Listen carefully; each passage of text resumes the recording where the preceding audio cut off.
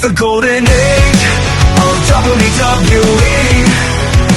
Larger than life, a fantasy. Step in the ring, feel history. Welcome to the golden WWE. They don't like heavy metal, they don't like rock and roll, but they do love Barry Manilow. We're talking about the fabulous Rougeau's having a huge event coming up May 30th, and some big surprises are coming to the Canadian area. Mooney, you're also going to be there? Yeah. And dude, you know, I don't do a lot of these, right? I mean, anywhere. And, but you know, Jacques is a very good friend of mine, and so is Ray. And they've been putting this event together. That's why we built this as, you know, big event announcement, because, you know, Jacques got in touch with me, and he said, hey, man, I've got, you know, breaking news as far as it was to him. And really, in a lot of ways, it is. And I really didn't want to talk about it because you and I have discussed Rick Martel before, and Rick has, you know, for whatever reason, I know that he loved the business. I know that he loved what it brought to his life, but he got into another profession. He was real estate and has done tremendously well. And lately he's made a couple of appearances, and he's good friends with Ray and Jacques, and he has agreed, and he's going to be appearing at this event, Legends Mania, which is taking place on May 30th in Gatineau, Quebec. And you know, I've been invited to be there, and if it wasn't the Rougeau brothers, I wouldn't go. I mean, that's a long way to go. I've never done an event in Canada, so I'm pretty excited about that. But I'll tell you, this you know, announcement today is big, especially for Rick Martel fans. But also, on top of all this, Steve, Jacques told me they got Tito Santana to come. Arriba! Yeah, Arriba. Reba McIntyre's brother? Yeah, stop. But really, to get the two of them together, and if you recall, they were a pretty damn good tag team back in the day as Strike Force. And so to get the two of them together, I think is going to be really, really fun. And I've been trying, you know, when I had my podcast before, when I was doing all interviews with these guys, I tried like hell to get Rick. And I never, he had somebody doing his Twitter and stuff for him, and he kind of gave him permission to put stuff up, but I could never really get a hold of him. And so I'm excited. I'm hoping when I'm there, I will be able to have a conversation with him. And Steve, you know that you record it, right? Yeah, with us on camera. Yeah, I'm hoping that is going to happen. But you know, with my news background, that I am a news hound, and I'm not going to give up. But it's pretty exciting news that Rick is getting out. I'm really happy to hear that, and it doesn't mean that I have to talk to him. It's not because of that, but the fact that he is getting out and embracing professional wrestling, and I've seen a couple of things he's done where people have put up video where they've got to have this interaction with him, and he is still the same guy. They're just a tremendously nice person. But I got the feeling though when he was there, got that feeling of, you know what, this really was a big part of my life, and as I've mentioned before too, that I didn't get it when I stepped away for so long. And then I went to a few of these shows, and the way people are just so thrilled to meet you, and you're kind of like, what the hell, why? And I got it because I realized that the WWF, the WWE, was a huge part of their lives, and it was a great span. It wasn't just kids. It was also, adults at the time, moms and dads, because we were very family oriented back then. And they just remember, it takes them back to these very emotional times for them as far as being with their kids. Life was simple. They didn't have to worry about all this stuff. They get to go to these events and see these bigger than life stars in the ring. And I was part of that. And I think Rick feels now, or understands, that so was he in a very big way. People loved him. And he was great in the ring. And he stuck with it as a singles competitor and defied them all. They didn't want him to be a heel. They didn't want him to be a bad guy. He stuck to his guns and became the model, as I think, which most people remember him as. We mentioned Strike Force and everything, but just that perseverance and believing in himself. There's so many lessons to be learned from Rick Martel. So that's the big announcement that not only is Rick going to be there, but so is Tito Santana. I ran into him probably a year or so ago, and he's the same guy, nicest person in the world. Was a high school teacher for years. Yes. I think he may have recently retired. He may still be doing it, but if you have a chance, folks, if you have the chance to go to this, this is a great one to go to. If you have that opportunity to go to Canada and Gatineau, it's near Ottawa and very close to the border. You should go because it's Jacques and Raymond who are really putting this together. Jacques, of course, the driving force behind all of this, and you don't see a lot of those of the actual former superstars putting these shows together. It's usually some promoter who goes out and hey, will you come for this? Will you come for that? They get in contact with these guys and they are used to going to these shows and stuff. This one, I think, is going to be really kind of a personal connection to it for everybody going. I'm sure a lot of these guys that are going because, Jacques asked them to. And oh, yeah. I think there's going to be a completely different atmosphere. And I was going through the roster and Greg the Hammer Valentine's going to be there. Oh, my God. Please tell me he's going to have jet black hair. Yeah, I think he's still got the blonde now. He's back to blonde. All right. That's Koko, still okay. Oh, yeah. Koko Beware. And I think people recently saw that interview that I had with Koko. Yeah, looks great. I'm really looking forward to seeing him in person. Let's see. Hacksaw, Jim Duggan. Oh, geez. He's going to be there. Your old podcast partner. And then there's a real interesting angle to this show, too. Harry Smith is going to be there. Wow. Now, people, I'm sure a lot of our smart fans out there, they know who Harry Smith is. He is Davey Boy Smith's son and has had, a lasting career for a long time. He's traveled the world, spent a lot of time in Asia, spent a lot of time in Japan, wrestling over there. He's a martial arts expert.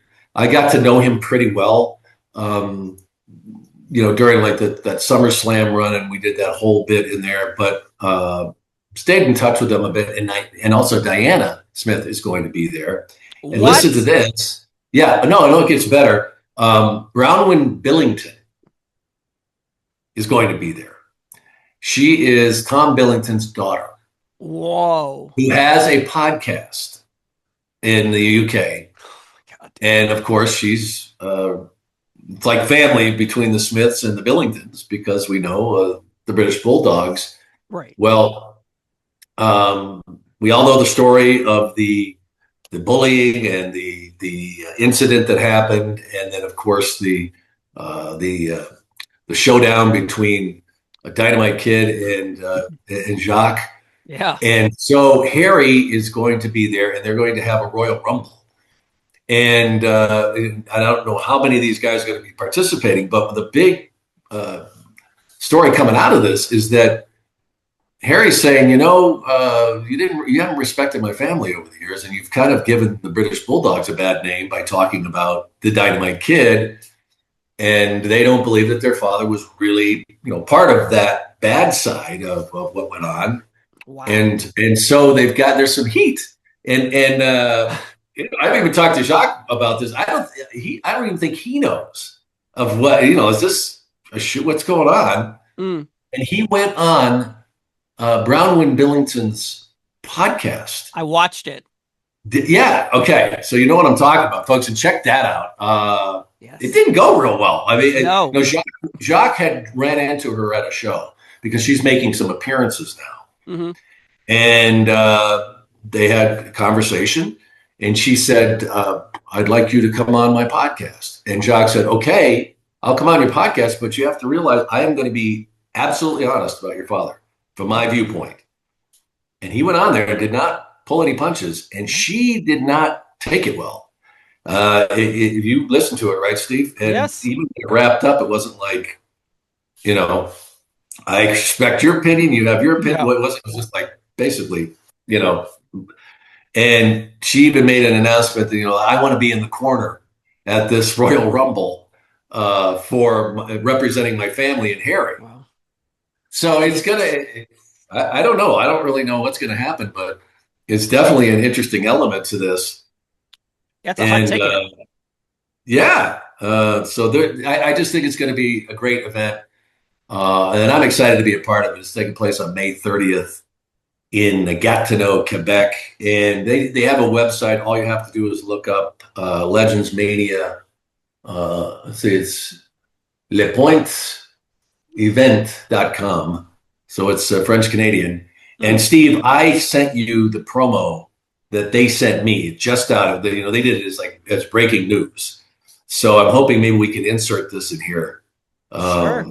of the promo, and I sent it to you. It's in your box.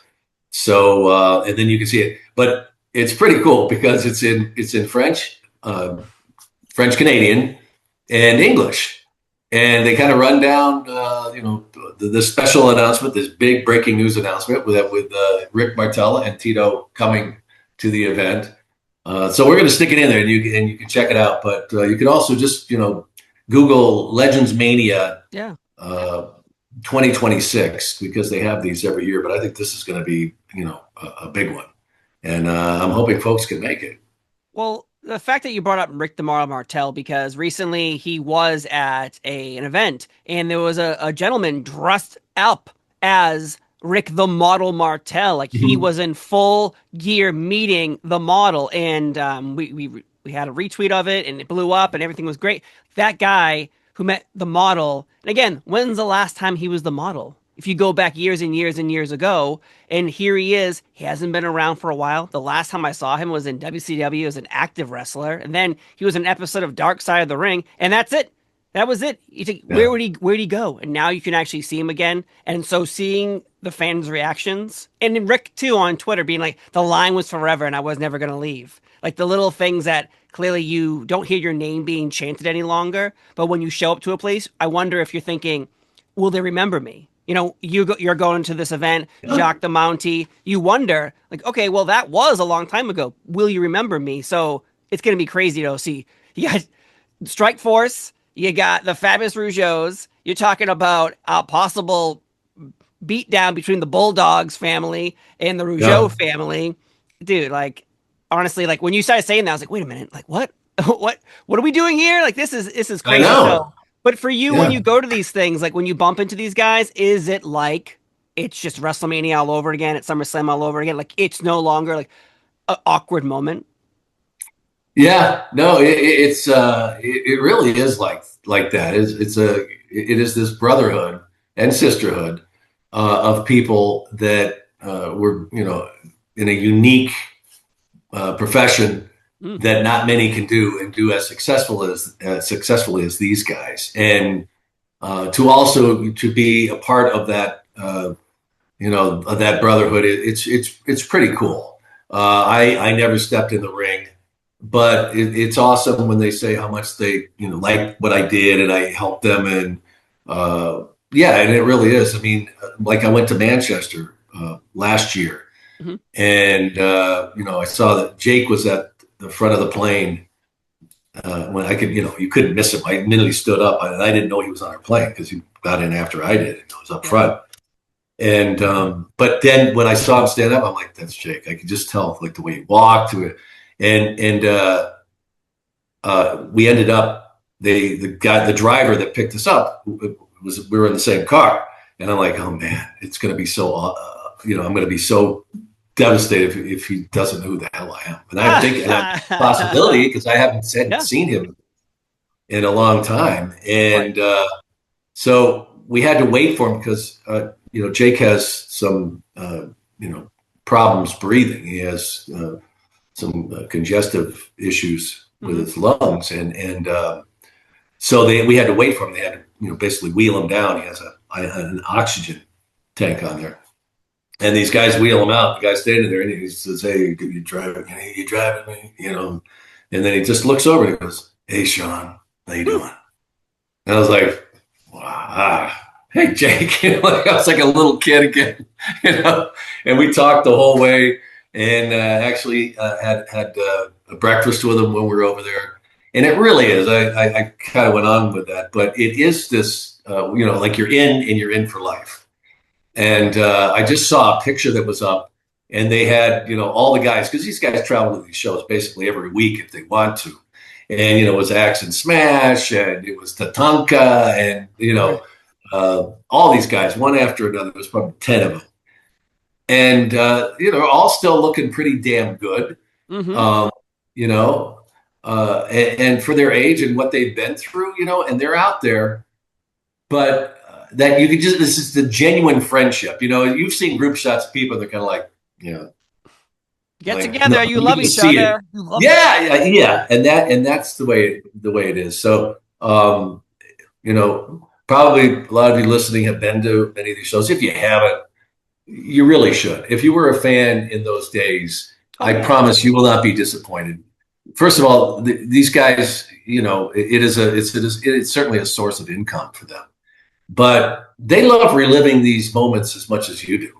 I've seen Hacksaw at every one of these because Hacksaw, everybody wants to see him. He's so who he is, but he is so awesome. For hours he'll just pose and you keep hearing it all over the place whenever the room you're in, and they're all like that. It's just great. It's a great atmosphere, and this one in particular. But you mentioned that clip, and that's exactly what I was referring to. That guy that was dressed up as the model. Yeah. And I think you probably saw the same thing I did. That Rick was, he was touched. Like this guy went to the trouble, or was that thrilled by, and he created that. That has got to be such a, you know what I mean? To have something, a character that you created, and then you see someone emulating it, is pretty cool. And so I'm so happy to see Rick embracing that. And I haven't had a conversation with him. I haven't seen him, but that's my take from what I was seeing in that situation. And I love the fact that he's kind of come back into it. As I mentioned, he's very successful outside of the ring. Jacques told me and what a great success in real estate that he had become, and he's one of those guys that always had a plan. And he was doing this while he was with the WWF. He was putting his money away, and he was buying properties, and Wow. and then became a very successful real estate agent. And I think he's been in like commercial real estate, and has done tremendously well. He's like Ray Rougeau. Jacques tells the story. Isn't he the mayor right now? Yeah, no, Ray is, and you always knew that about Ray. Ray was just he knew he had this job to do, whatever, but he had other stuff happening. And Jacques always talks about, Ray would tell him, you've got to save your money, you've got to save your, and he's like, yeah, everything's fine. He's just like Ray. Jacques always thought that money was just going to always keep coming in. And I think, Jacques once said, okay, I can't. And, well, Jacques is fine, Mhm. but not on the same level as his bro. I mean, it's, Raymond is just really a sharp guy, and I'm really looking forward to seeing Raymond. I haven't seen him since my days with the WWE. Wow. Did you work there when he was also doing interviews, or did you already leave? Well, yeah, he had started doing some stuff, for the Canadian stuff, like the French Canadian stuff, Yes. and it was funny because I remember we'd have some conversations about him. He was asking me that, how should I do this? How should I'm like, Raymond Joe was asking me how to do interviews, what do you think it'd be good? Yeah. And it was, and I was very good friends with him when he was with the WWF, and like I said, other people certainly friendly with, but Raymond was so well rounded with, he could talk to you about anything. And I know he loved professional wrestling. It's what gave him his career, his life.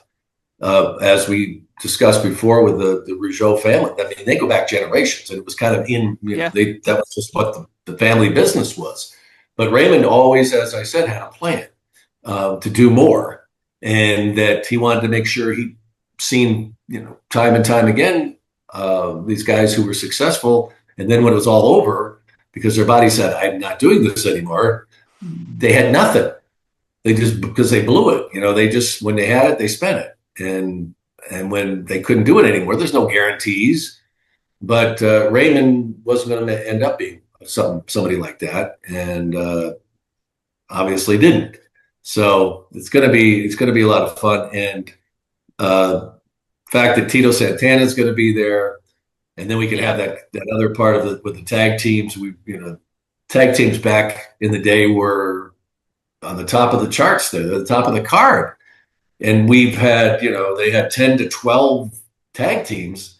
At some point, I remember thinking, I think we have as many tag teams as we have singles. Oh, you definitely so many did. great ones. It was an era. Yeah, it was an era for tag teams, and I don't think they ever got enough credit, Steve. I thought, Strike Force, between the two of those guys, they had some tremendous matches. I 100%, because Tito Santana was already Intercontinental Champion by the time he was forming a tag team with Rick Martel, who was in another tag team even before that. So it was just all these weird combos, but them together. Strike Force is amazing because they were champions for a long time and then lost to Demolition. The breakup happens, and they never really have a storyline where it ends. Like, they're just constantly, one is now a matador and one is a model, but yet again, you brought it up. Rick Martel doesn't do a lot of these events. And so my brain, you're like, holy shit, when you were talking about it, I'm like, this is a Strike Force reunion as well. This isn't just, hey, come see Rick Martel. It's the Strike Force reunion, which you haven't seen because the model for the past 30 years hasn't done any of these. So that's pretty cool too, because I honestly, it's nice to see that stuff. When you go to see your heroes, you want to make sure that your heroes are the people you looked up to as a child. And I have met some wrestlers who definitely were not the hero I thought they were. But when I've met the Mountie, Jacques Rougeau, or Raymond, they've treated me with class and respect. So it's awesome that you're a part of this too. Yeah, I'm honestly, I'm really looking forward to it, and I don't like to travel. Even, I just went to the Final Four for work. They sent me, and with Arizona, it was in the Final Four. So was that fun to watch then? Did not go well. They got destroyed by Michigan. And I don't even, folks, really, I'm not downplaying it to say, oh, gee, you get to go to all these events and, you take it for granted. And that's not the case. It's just, I don't like to go away anymore. And then, stay places, even for vacation kind of stuff. I like being home. Of course. So for me to go and do an event like this, it's got to be special, and this one is, and I really, because like I said, this isn't one of those just promoter guy puts this event together. This is personal. This is guys with connections. They're doing it for Jacques and also the Canadian fans and people coming from across. Like I said, it's right there on the border, so a lot of people up there near the United States border go across too. So, but it's a unique opportunity to see these guys together. And I really think it's going to be a lot of fun. Well, you brought up the Brotherhood too earlier about how you have Tito, Rick the Model. They were obviously on the road traveling together nonstop for years. And then poof, it just goes away. Like, you're no longer part of that world. They don't exist to you. You have to go do your own thing now. Same thing with Jacques and Raymond had a falling out, back together again. Now you get to see them again. It's like the Brotherhood though in wrestling. When you got into wrestling and you met Tito and Raymond and Jacques and Hacksaw, like, how did these individuals treat you? Because we've heard other stories about other people, but these wrestlers in particular at this event, when you first met them, were they nice to you? Well, first of all, they're all quality human beings to begin with. But at the same time, back then it was a protected business. Kayfabe was very strong because it was really still old school, and so you don't get in. You don't just come. You got to prove yourself, and you have to, and also show the respect you have for the business. Mm. And I had that coming in. So I just kept my head down, and I just, just being there and showing up and doing the best I can, and knowing my job was to put them over. And after months and months and months, they realized that. And it wasn't an overnight thing. It wasn't something that, all of a sudden I went in a room and they're like, guess what, Chuck? You made it. You're part of us now.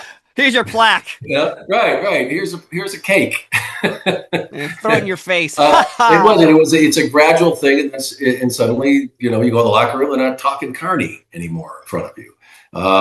They're talking about their matches in front of you because they trust you, and it's just something you have to earn.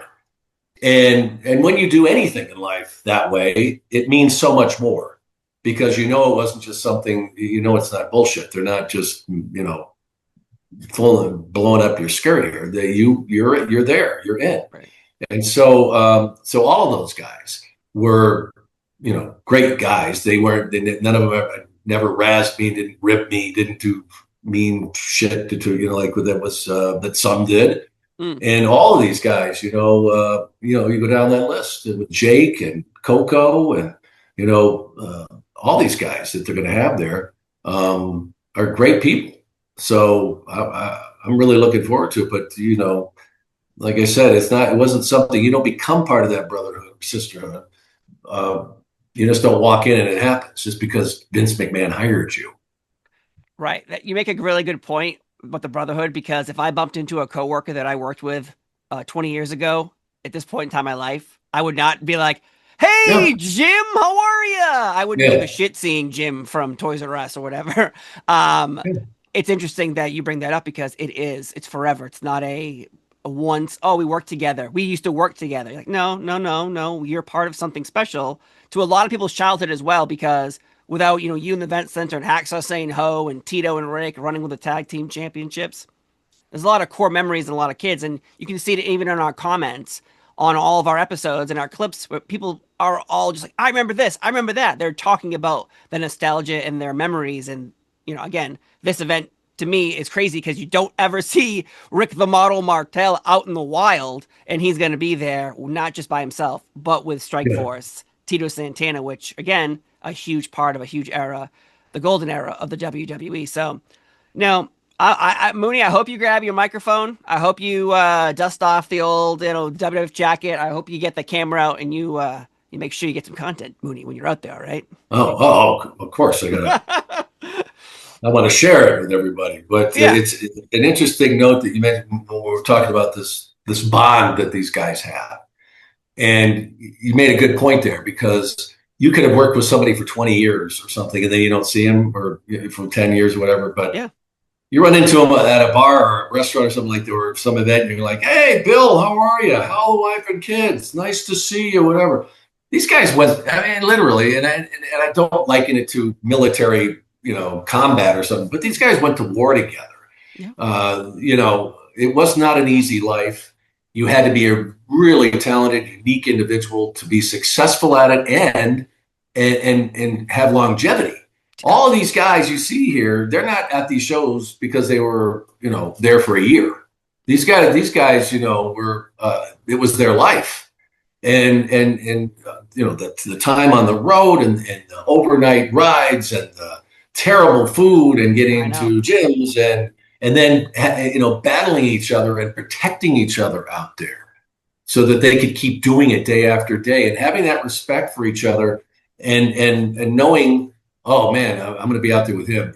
It's going to be great, because I know he's going to take care of me. He's going to put me over. And you know what I'm going to do? I'm going to put him over. It's going to be awesome. And these guys, they go out there, and it was a beautiful dance, the way it worked.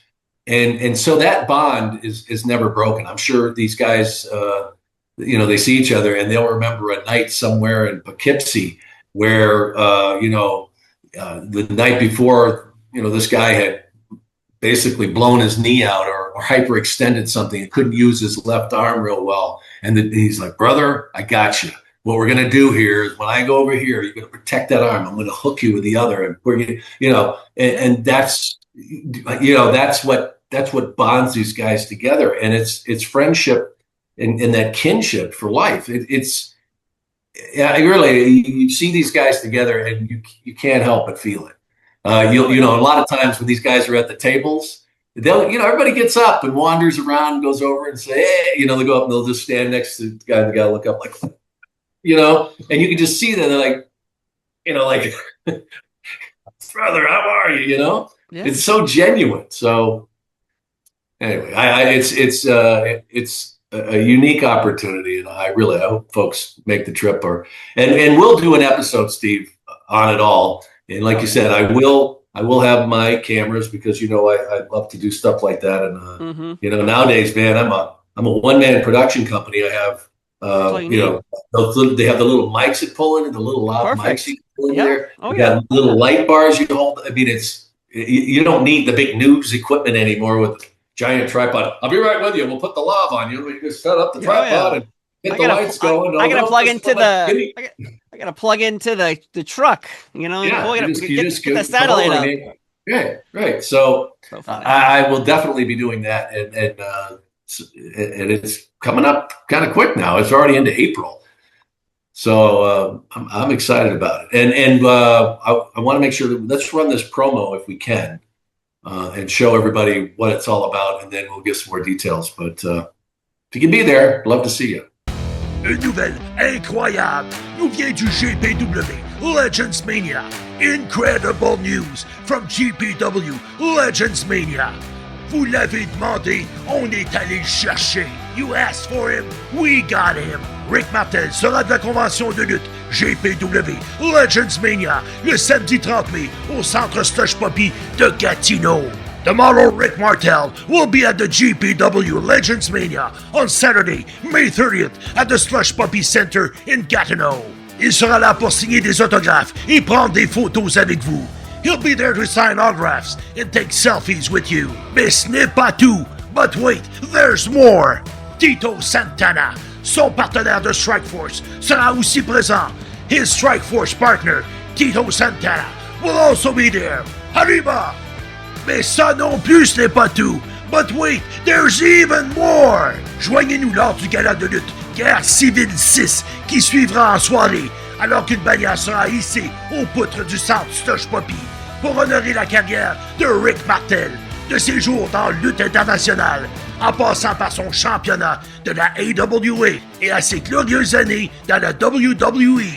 Join us that evening for the Civil War 6 live wrestling event, as a banner will be raised to the beams of the Slush Puppy Center to honor the career of Rick Martel, from his days in international wrestling through his AWA championship to his glorious years in WWE.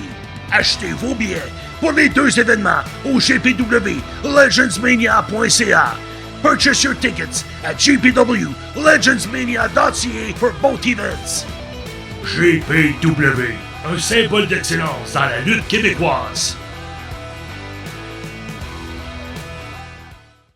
Well, that's awesome to hear. Again, Jacques Rougeau, if you don't go, he'll probably shock you. He'll find you, shock stick you. So it sounds like everyone should go to this because, again, Strike Force reunion, also the possibilities of the Bulldogs and the Rougeaus fighting each other, a rivalry that's going on for 40 plus years. Let's let it happen again in Canada. So again, thanks for being here, Miss Mooney, talking about this awesome event. Again, May 30th, but I'm Steve Fall. He's Sean Mooney. Go get an autograph. We'll see you next time. Bye-bye. It's the golden age of WWE. Larger than